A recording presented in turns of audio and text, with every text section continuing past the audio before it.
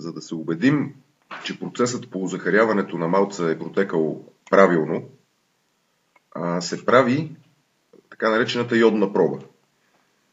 Малко количество от бирената мъст се слага в чинийка и върху него се капва йодна тинктура. Целта е добавеният йод да не промени своя цвят, да остане в зоната на жълто-кафявото. Ако има отклонение към лилаво или към черно, това означава, че процесът по захаряване не е протекал както трябва. Има още неразградени количества нишесте, което поставя под риск последващия процес на ферментация.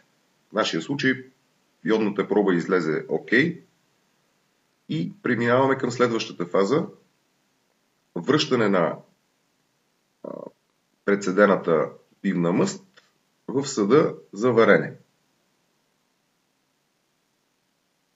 През цялото време е важно да се спазват доста хигиенни изисквания, съдовете да се дезинфекцират, почистват, измиват, за да няма нежелателни условия за бактерии, зарази, които рискуват да вкиснат бъдещата бира. В момента правим контролно измерване на относителната плътност на бирата.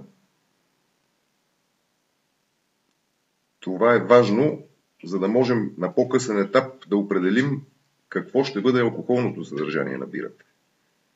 Същото измерване ще се направи в края на ферментацията и от тези две получени стойности ще получим точното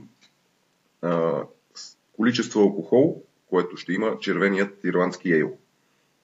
За да бъде коректно измерването, се прави измерване и с термометър на температурата, защото повечето уреди са калибровани да дават точни резултати при 20 градуса.